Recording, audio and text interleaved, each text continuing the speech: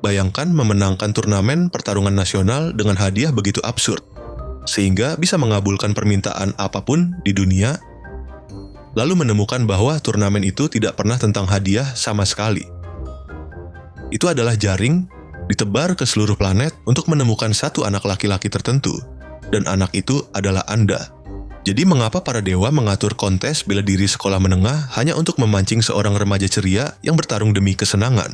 Mengapa satu anak biasa ini terus pulih dari luka yang seharusnya membunuhnya, mempelajari teknik yang tidak pernah diajarkan padanya, menakuti makhluk yang jauh lebih tua dan lebih kuat dari manusia manapun? Seseorang menyegel sesuatu di dalam dirinya sangat lama yang lalu. Di akhir recap ini, Anda akan tahu persis apa itu Jin Mori, dan dia bukan anak sekolah menengah. Ini adalah The God of High School. Saya akan memandu Anda melalui seluruh cerita dari awal hingga akhir. Mari kita mulai. Semuanya dimulai sebagaimana cerita seperti ini jarang dimulai, dengan seorang anak laki-laki yang sekadar mencintai pertarungan. Jin Mori adalah anak sekolah menengah Korea dan seorang prodigi taekwondo. Tanpa henti ceria, monster dalam kekuatan, dan hampir sepenuhnya tanpa niat jahat. Dia mencari perkelahian seperti anak lain mencari hobi, menyeringai sepanjang waktu, memperlakukan setiap lawan sebagai hadiah, bukan musuh.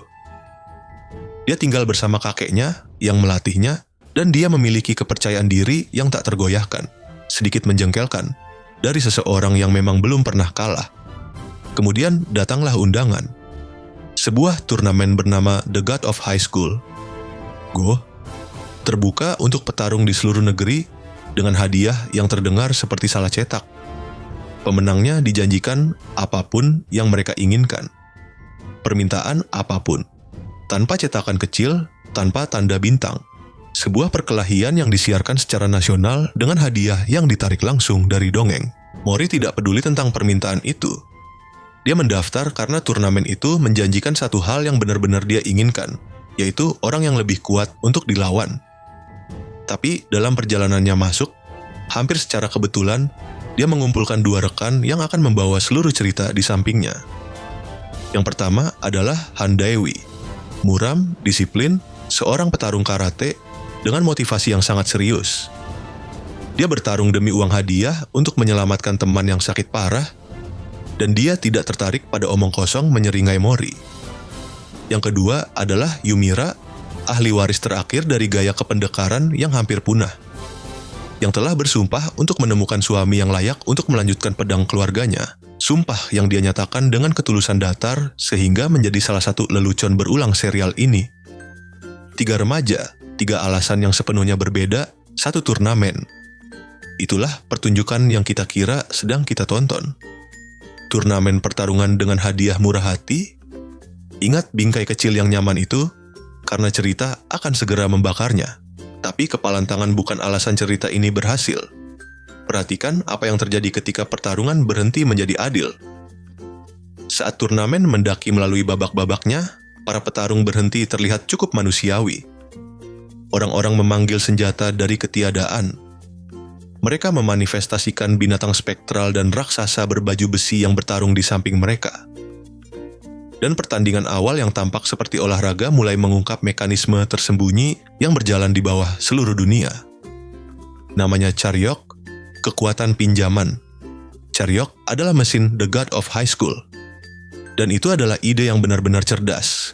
Seorang petarung membentuk kontrak dengan roh, iblis, dewa, makhluk dari alam di luar sana, dan meminjam kekuatan entitas itu ke dunia manusia. Satu petarung meminjam dewa petir, yang lain meminjam ular besar, atau ksatria, atau tokoh langsung dari mitos dan kitab suci. Semakin kuat makhluk yang dikontrak, dan semakin dalam ikatannya, semakin dahsyat kekuatan pinjaman itu. Manusia, dengan kata lain, bertarung sebagai avatar dari hal-hal yang jauh lebih tua dan jauh lebih besar dari mereka sendiri. Dan para penyelenggara turnamen, orang-orang berjas yang mengatur semua ini dari bayang-bayang, mengamati Charyok para peserta dengan sangat teliti. Karena GOH tidak pernah menjadi ajang pencarian bakat. Ini adalah kampanye rekrutmen dan proses seleksi dijalankan oleh organisasi yang memburu petarung yang layak untuk perang yang tidak diketahui publik. Di pusat organisasi itu berdiri Park Mu-jin, presiden turnamen, seorang pria tersenyum, tak terbaca, dengan kekuatan luar biasa yang tampaknya tahu jauh lebih banyak tentang Mori daripada yang seharusnya diketahui orang asing. Dia mengamati anak itu seperti seorang penjudi mengamati kartu yang sudah dia tahu ada dalam tumpukan. Karena ini adalah detail yang memecah bingkai. Jin Mori tidak memiliki Charyok. Dia tidak meminjam dewa, tidak mengontrak iblis. Namun dia terus menang melawan petarung yang punya. Dia terus berdiri kembali. Dia terus berkembang di tengah pertarungan, meniru gerakan, pulih dari luka dengan kecepatan yang membuat orang-orang berjas condong ke depan di kursi mereka. Dia tidak meminjam kekuatan dari luar. Kekuatan itu sudah ada di dalam dirinya, dan seseorang di suatu tempat akan segera datang mencarinya. Tidak hamba. Jadi turnamen meningkat, dan dunia meningkat bersamanya. Mori, Dewi, dan Mira maju. Bersama sebagai tim dan secara individu sebagai monster, melalui babak yang tumbuh semakin brutal.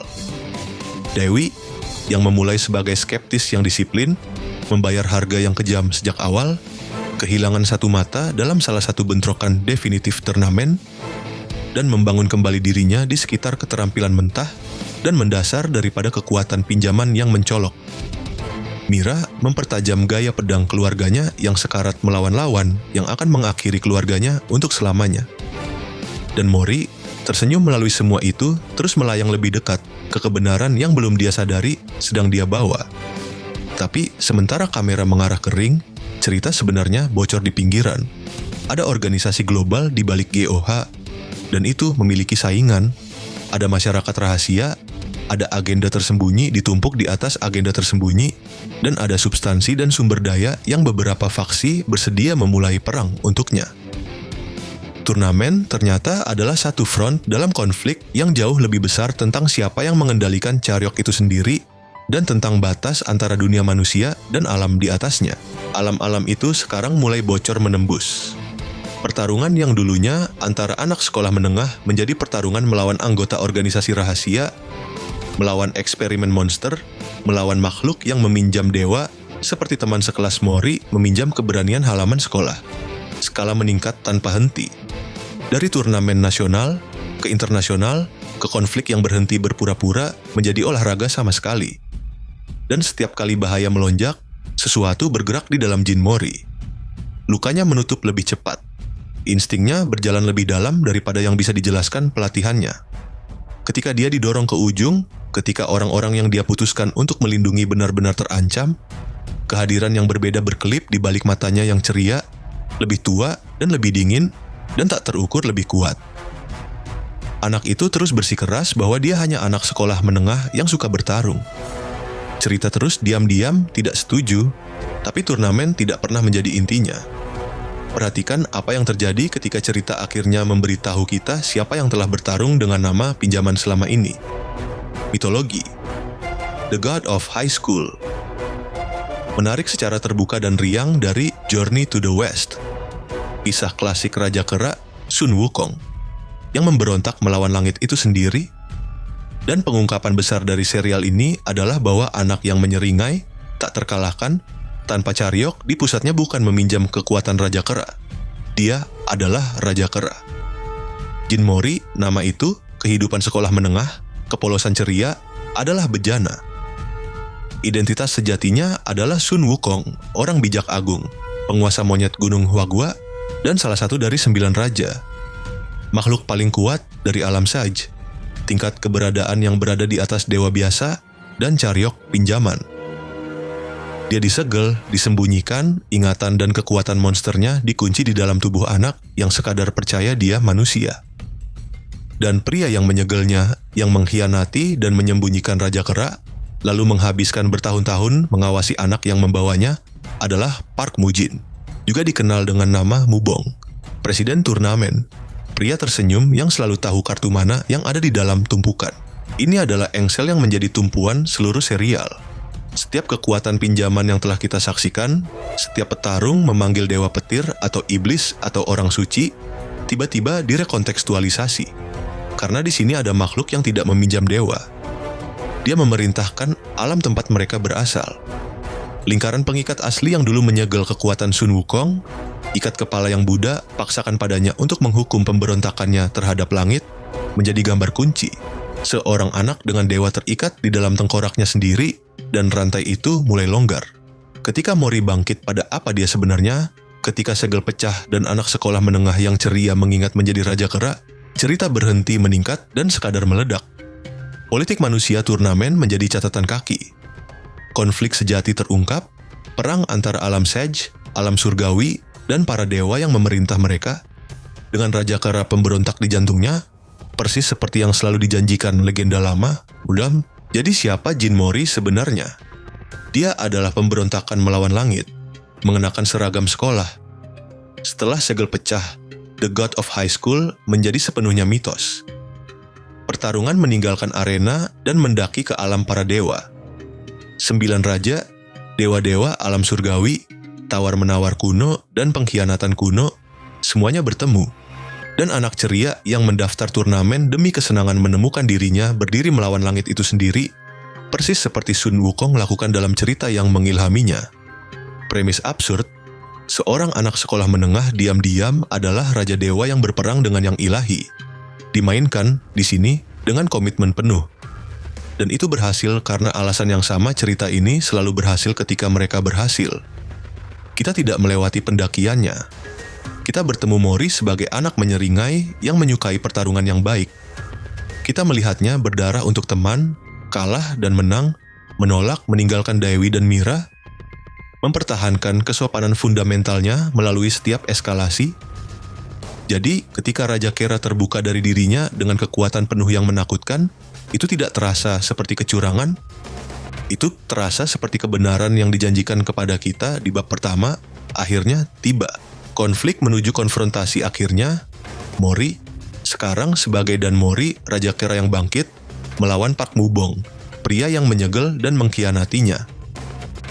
Ini adalah pemberontak melawan penjaga, legenda melawan pria yang mencoba menulisnya keluar. Pertarungan bukan sekadar fisik. Ini adalah perhitungan dengan segala sesuatu yang disembunyikan, setiap kehidupan yang dijalani anak itu tanpa tahu apa dia, setiap dewa yang memperlakukan alam di bawah sebagai papan catur. Dan di tengah perhitungan akhir itu, cerita memainkan kartu terakhirnya, yang mengubah perkelahian bela diri menjadi sesuatu yang lebih mendekati kitab suci. Karena Sun Wukong, dalam versi tertua legenda, tidak selamanya menjadi pemberontak. Dia menjadi sesuatu yang lebih, dia menang. Tentu saja dia menang. Raja Kera melawan pria yang merantainya hanya akan berjalan satu arah. Tapi serial menyimpan ide teraneh, paling ambisius untuk bagian paling akhir. Ia bertanya untuk apa makhluk seperti ini ada. Dalam gerakan terakhir cerita, Jin Mori terungkap lebih dari sekadar Raja Kera. Dia diidentifikasi dengan Maitreya, Buddha masa depan, Buddha kelima dan terakhir dari zaman sekarang, yang diramalkan akan kembali dan memulihkan ajaran ketika tatanan lama telah membusuk. Anak yang suka bertarung adalah, di lapisan terdalam cerita, kekuatan yang dimaksudkan untuk membawa dunia kembali ke keseimbangan. Setelah mengakhiri pertempurannya, Mori mencapai nirwana, surga di luar segala surga, di mana Xuanzang, biksu dari legenda lama yang juga mencapai keadaan itu, menawarkan pilihan di hadapannya. Dia bisa menjadi dewa sejati, naik sepenuhnya, memutus setiap ikatan dengan dunia manusia asalnya, dan mengambil tempatnya mengawasi seluruh ciptaan, membawa keseimbangan ke alam semesta sebagai roh surga, selamanya terpisah. Atau dia bisa tetap terikat pada dunia yang dia cintai, pada Daewi, pada Mira, pada kehidupan yang berantakan. Biasa, fana dari seorang anak yang hanya ingin pertarungan yang baik dan teman yang baik. Ini adalah dilema yang sama yang menutup begitu banyak legenda ini. Dan serial memperlakukannya dengan ketulusan nyata. Seluruh perjalanan Raja Kera adalah pemberontakan melawan diperintah oleh langit. Dan sekarang langit menawarkan takhta di dalamnya dengan harga segala sesuatu yang membuatnya Jin Mori, bukan Sun Wukong. Keagungan ketuhanan dibandingkan dengan kehangatan kecil yang tak tergantikan dari memiliki tempat di antara orang-orang. Yang tersisa ketika bab terakhir ditutup setelah 11 tahun dan lebih dari 560 bab adalah ketegangan itu yang dipegang dalam keseimbangan sempurna. Dewa yang dimulai sebagai anak, pemberontak yang ditawari surga yang sangat dia berontaki. Cerita yang dimulai sebagai premis paling sekali pakai yang bisa dibayangkan. Turnamen pertarungan sekolah menengah. Dan berakhir dengan bertanya apakah makhluk yang telah menyentuh keilahian sejati masih bisa memilih untuk menjadi manusia. Itulah trik yang dilakukan The God of High School. Ia berdandan sebagai cerita aksi paling bodoh, paling menyenangkan yang bisa dibayangkan. Lalu, sementara Anda menyeringai bersama Mori, ia diam-diam menjadi meditasi tentang pemberontakan, pengorbanan, dan seberapa layak ketuhanan itu. Tadi cima, The God of High School lembaci podaling patulak yakun gas obeu high school dahu uish. Ditulis dan digambar oleh Park Yong-jae dan berjalan di Naver Webtoon dari April 2011 sampai kesimpulannya pada November 2022 mencapai finalnya di bab 569 setelah lebih dari 1 dekade serialisasi mingguan. Ia menjadi salah satu judul unggulan Naverse dan salah satu webtoons aksi paling dikenal secara internasional yang pernah dibuat, dengan adaptasi animasi yang membawa seringai Mori ke jutaan orang lagi. Ini adalah, dalam arti terbaik, cerita yang menolak tetap kecil.